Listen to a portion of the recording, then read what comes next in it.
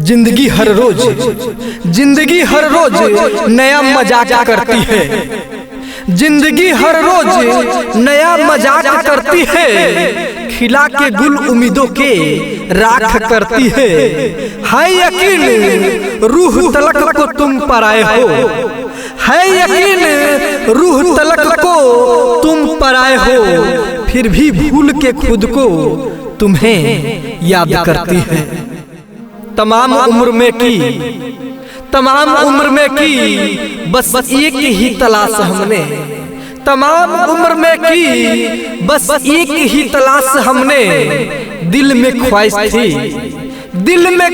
थी तुम्हें पाए पास में हम, मगर रह गए तन्हा न जाने क्यों। मगर रह गए तन्हा न जाने क्यों।